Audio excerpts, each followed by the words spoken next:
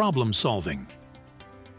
This is a new and short course titled Problem Solving, taken from the book Training Courses by Muteb Alqarni. In this course, we will learn the skills of problem solving, its steps and strategies.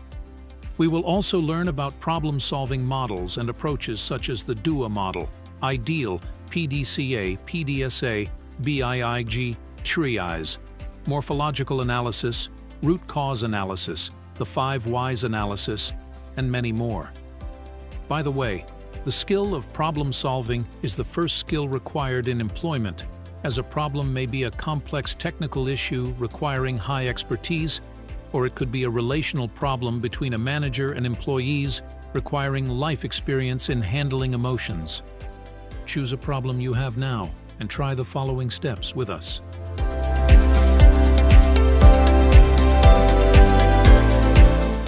The most important advice in the field of problem solving is to avoid problems before they occur. Prevention is better than cure, as they say. Avoiding problems is better than getting into them and then seeking a solution. However, you will find that many problems cannot be avoided because life is not without problems. Nevertheless, take it as a rule. Not every problem is a real problem. Look at your problem now. Is it really a problem? 95% of what seems like problems are not problems to begin with, but natural annoyances of life. Your task is to live with those annoyances, not to solve them. They say, it doesn't matter how much water is around the ship. What matters is that water doesn't get into the ship.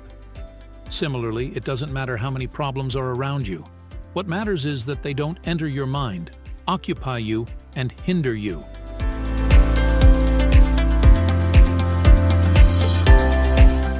If 95% of problems need to be lived with, this means that 5% of problems should be avoided or solved. What are those problems that should be avoided or solved, and how do we know them? There is an important criterion that defines them, which is that any problem that stands between you and achieving your goal is worth avoiding or fixing. This is means-ends analysis. So, if your goal is to live a long life, you should avoid any health problem that shortens your life. If it happens, you should address it. If your goal is to obtain a degree, you should avoid any problem that prevents you from passing exams. If it happens, you should address it. Otherwise, it's better to live with it. The question, does your problem actually hinder you from achieving your goals?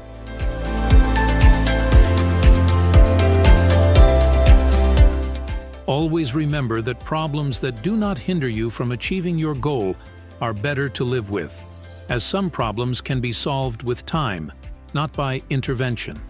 A minor injury to your foot, for example, will not hinder you from your goal and will heal over time. A minor disagreement with your friend will not hinder you from achieving your goal and may also heal over time. Take it as a rule. Intervention may spoil the problem solving. You might intervene in solving the wound by adding some herbs to it, making it worse and prolonging the healing period. You might ask your friend about the reason for the simple disagreement, eroding trust and increasing suspicions between you. You have learned something important. Learn to live with problems that do not hinder you from achieving your original goal in life, and stop at the problems that hinder you, thinking about how to address them.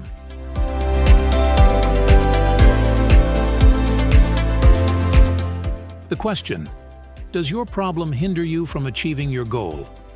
If yes, let's start the first steps of problem solving. The most important advice for problem solving is to fix it before it's broken, as English people say. If you find a minor problem in your car, a major tension between you and your friend, or a cough mixed with blood, fix it before things get worse. Yes, fix the problem before the car breaks down completely. Fix the tension before it turns into a complete rupture. And fix the cough mixed with blood before it becomes a serious illness like tuberculosis or cancer. Take it as a rule.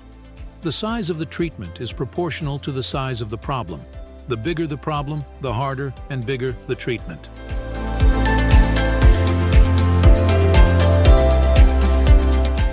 In short, if the problem does not worsen, treat it early. If it worsens, you are not too late. Act quickly to solve it. Follow the second step in problem solving, which is believe that there is a solution to your problem. The feeling of not having a solution to your problem delays you from finding solutions. Therefore, changing your view of the problem helps in solving it. For every problem, there is already a solution, and for every disease, there is a cure. The question: how do you change your view of your problem? By changing the word problem to challenge or puzzle. When you deal with your problem as a challenge or puzzle, you will be encouraged to solve it, or by using the proof of impossibility method, that is, proving that your problem has no solution. Can you prove that there is no solution to your problem now? Try to prove that.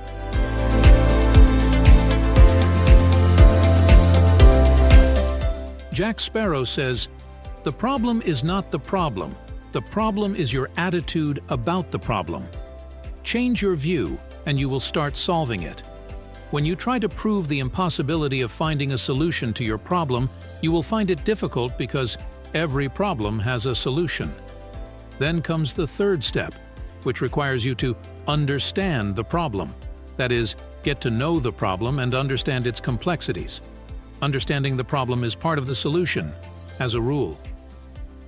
So Einstein says, if I have an hour to solve a problem, I would spend 55 minutes thinking about the problem and 5 minutes thinking about the solution.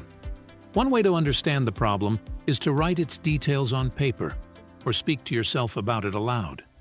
Try it, and you will understand the problem more than if you discussed it in your mind without speaking or writing.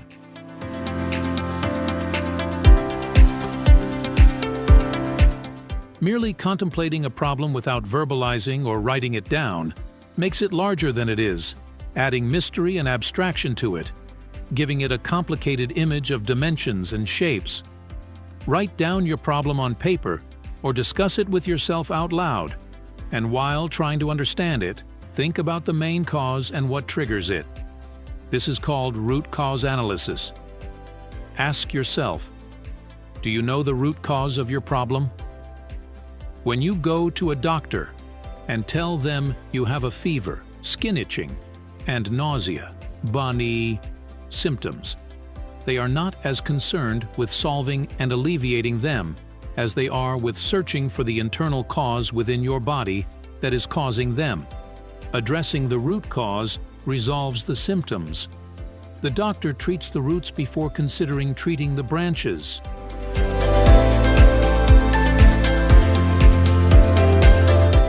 So, try to understand your problem and look for the core issue, the main cause that triggers it. Strike at the snake's head. Hit the problem at its core. This technique is called Rapid Problem Resolution, RPR, meaning grabbing the main cause of your problem and solving it directly.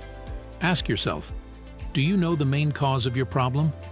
If you find it challenging, try to formulate several hypotheses for the cause in what is known as hypothesis testing.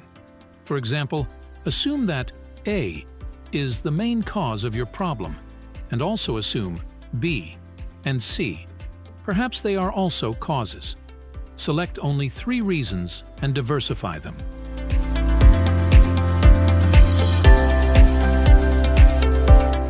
Diversifying assumptions aligns with the Ishikawa diagram, which suggests that root causes of a problem can be diverse.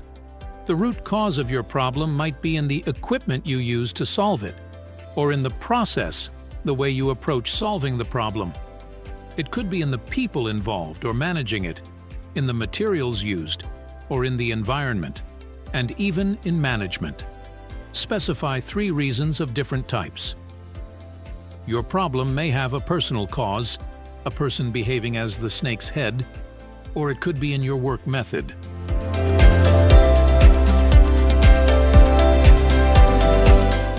We mentioned 2 ways to reach the root cause. 1.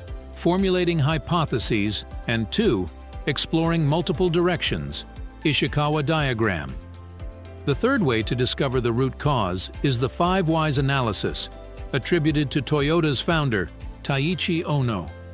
It relies on asking why. Review your problem now. Let's say it's a conflict with a friend. Question 1. Why is my friend upset with me? Answer: because I hurt him with words. Question 2. Why did I hurt him? Answer: because he had hurt me before. Question 3. Why did he hurt me? Continue with 5 whys until you reach the root cause. Perhaps the cause is exchange of hurtful words, and you both can stop that.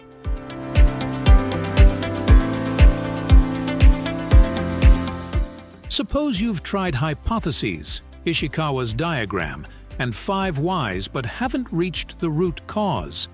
What does this mean? It means there are multiple root causes, not just one.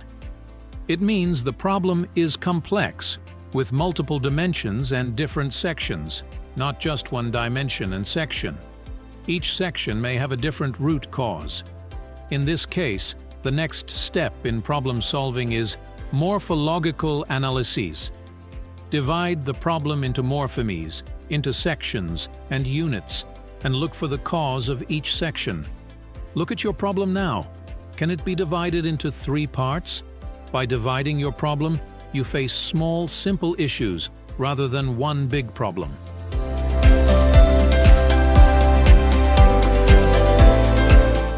As the wise say, divide and conquer.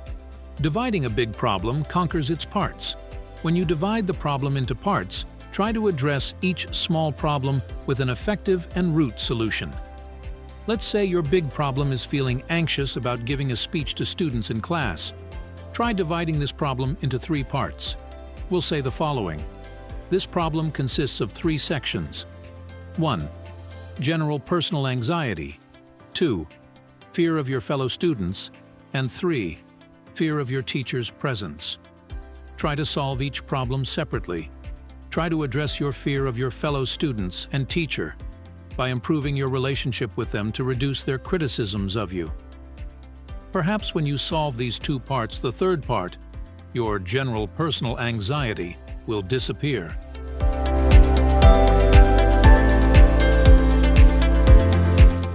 One of the most important things to remember when dividing the problem into parts is not to address these parts at the same time. Try to address each part individually, remembering that trying to solve parts of the problem all at once doesn't differ much from trying to solve a big problem all at once. The goal of division is to solve each part individually, not solving the parts at the same time. Try to start addressing a single part of the problem individually. Let it be the most significant part that affects your life and hinders you from achieving your goal. It is the first part of the solution, and it's okay to leave the smaller parts of the problem without a solution as long as they do not hinder your goal. Solving the most significant part of the problem will make you feel suddenly as if you have addressed the entire problem.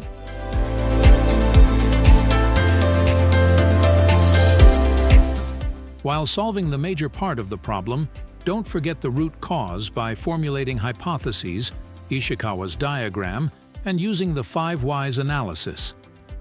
Assume a root cause, then try to propose a solution. This is the trial and error technique. Place a solution and try it. If it fails, try the second solution and explore the problem, and so on. This method goes back to Fritz Zwicky and is called the Idea-L model, which is a model for solving problems in short steps, Idea-L. It says 1.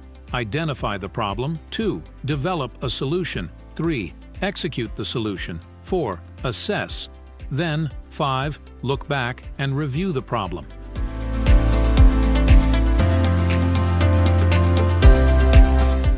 It can also be said that the most important step in this stage of the trial and error problem-solving experience is to practice brainstorming, suggesting more than one possible solution to the root cause.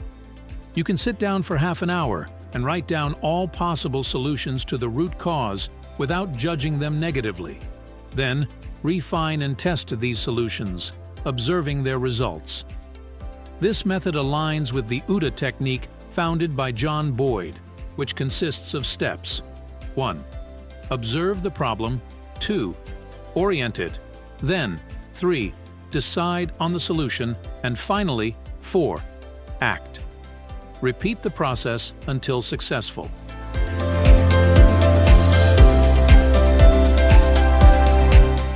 The OODA method intersects with two other methods called the first method, PDSA, and the second method, PDCA. The PDSA method involves several steps for problem solving, which are plan, do, study, act. As for the PDCA method, it is another set of steps: plan, do, check, act. Keep in mind that the goal of presenting these techniques is to highlight them as well-known problem-solving methods without going into details. They are general tips, as you see. The important thing is to realize that these methods focus on reviewing the problem. Now, the question is, what are the methods for reviewing the problem when solutions fail?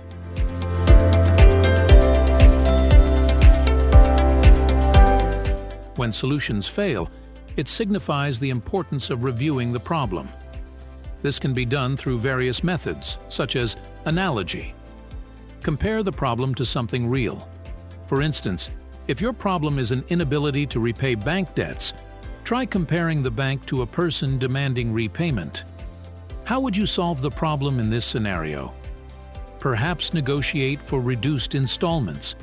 Apply this analogy to the bank. Go to the bank and request debt rescheduling for your loans. Maybe you haven't thought about this yet, turning the bank into an understanding person. The analogy and returning to reality intersect with the GROW technique for problem solving. 1. Know your goal. 2. Return to reality. 3. Review options. And 4. Have a will.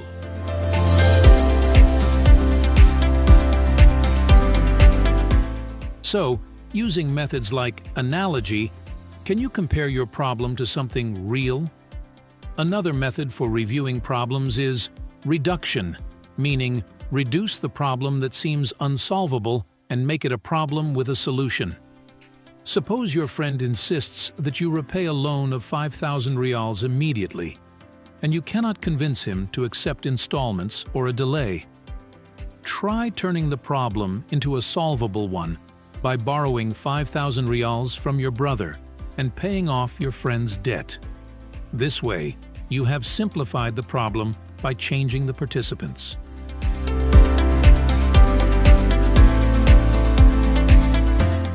Changing the people involved in the problem aligns with the previously mentioned Ishikawa's diagram. You can also use the same diagram to review problems.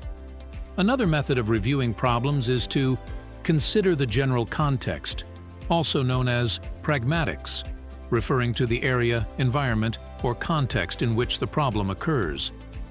For example, when your friend demands an immediate repayment of 5,000 riyals, which is a significant problem, ask your friend about the general context, mood, and atmosphere that prompted him to request the loan.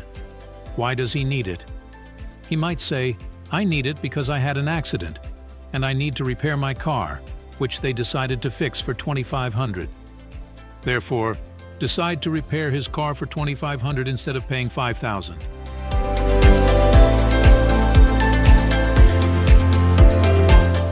Consider this a rule. Solving the context is a direct solution to the problem. And now the question: where did the idea of caring about the context come from? It comes from the BIIG model, a problem-solving model that states that units, numbers, and problem-specific departments should be buddied up and identified through variables. While doing this, information and departments should not be isolated from the appropriate context. Finally, a gourmet solution should be presented, which is the attractive solution.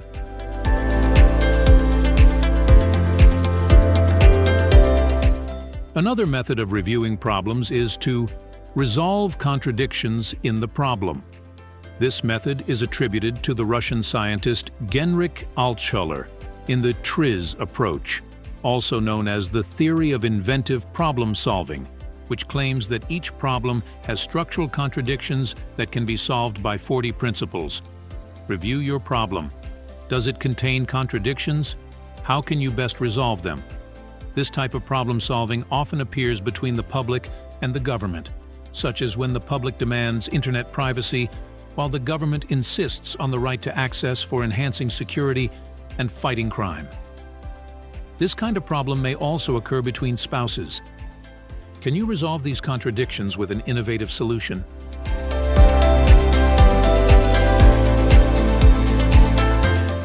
What if you tried everything above and could not solve the problem or the major part of it? The closest possibility here is that you have experienced what is called analysis paralysis, a paralysis that affects those who analyze problems, causing them to keep analyzing the problem without finding a way to solve it. Take it as a rule: the more you think about the problem, the more complicated it becomes, and the more you neglect the problem, the simpler it becomes. In other words, take a break for a few days and don't think about the problem. The solution may suddenly appear during your break in what is called the aha solution. Some solutions emerge during detailed, deep thinking, and others emerge during not thinking, or at least during simplified surface-level thinking. Try stopping thinking about the problem for a few days. Perhaps it will provide a fresh perspective.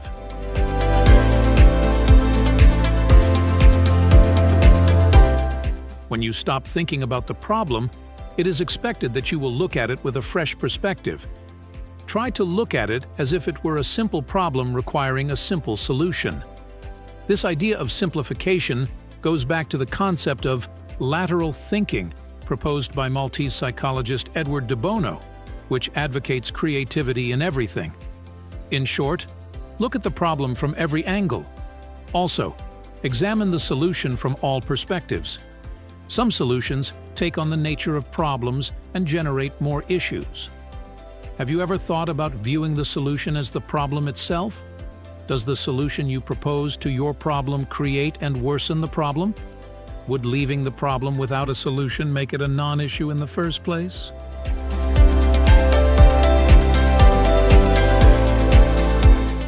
What if you've tried all the approaches, steps, models, and found no solution to your problem?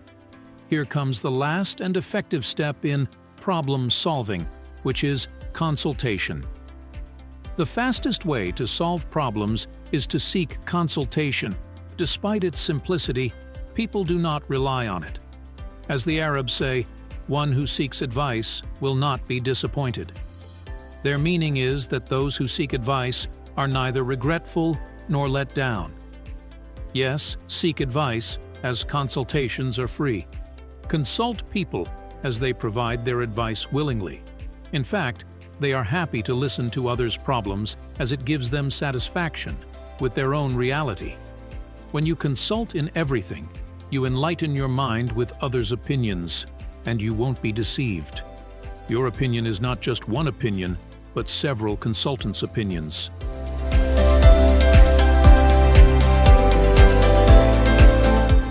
The advantage of consultation lies in directing you toward a solution directly, and this is a benefit. There are two mindsets: 1. Problem-focused mindset, and 2. Solution-focused mindset. The first one focuses on understanding the problem and forgets the solution, while the second one focuses on finding the solution and forgets the problem. The second mindset is better than the first, as focusing on finding the solution is a more positive and beneficial action than immersing yourself in the details of the problem. You won't find these mindsets except through consultation. When you consult someone, they won't dwell on the problem but rather think about proposing solutions and options. The consultant knows that consultation means seeking a solution first and foremost.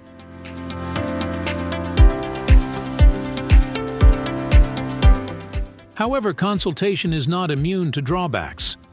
Some may suggest solutions without understanding the full dimensions of the problem, advising you, for example, to divorce without knowing the depth of your love for your spouse. Another drawback of consultations is the financial aspect, as some consultations require excessive financial amounts, especially if they are legal consultations. If you go for paid consultations, you might end up losing. Nevertheless, the benefit of consultation is in providing insight, not necessarily following it. You should conduct all the previous analyses of problem solving and then reflect on people's opinions. Present your opinion to them for criticism, and listen to their opinions to criticize them, deciding on the feasibility of following them. The benefit of consultation lies first and foremost in drawing your attention to something you haven't thought of before.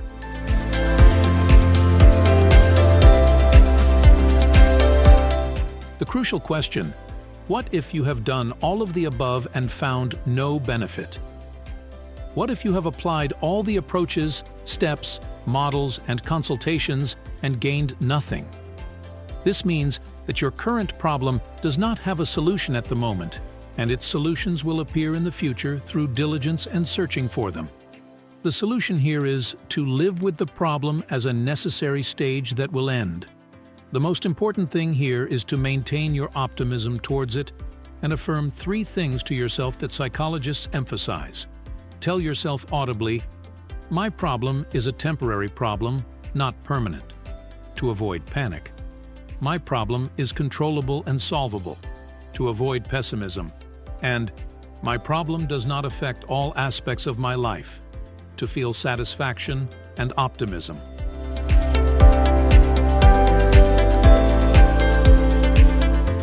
Finally, remember that there is no benefit from all that has been discussed unless you train well on what you have learned from these skills. The best way to do that is to be a social reformer among people. Try asking people about their problems. As the poet says, "Everyone I meet complains about their lifetime. I wish my poetry knew this life is for whom." Every person has concerns and problems, so ask about them and try to offer solutions. If you don't find someone to share their problems with you, go back to your previous problems and think about your approach in solving them.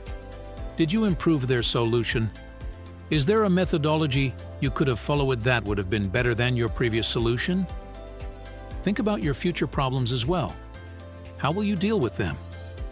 Will you change your approach to dealing with them after attending this course? Any course without application is a useless course. Remember that.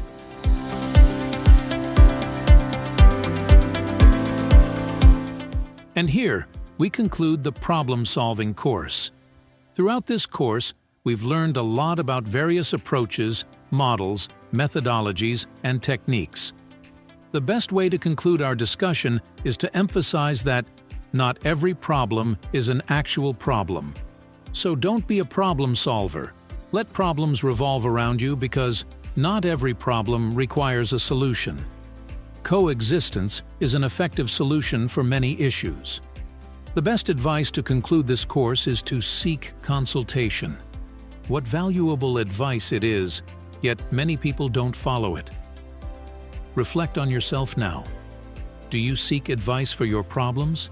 Do you consult with your friends? Have you tried listening to their experiences? Have you consulted with an expert in your issue? Consultation is a solution for everything.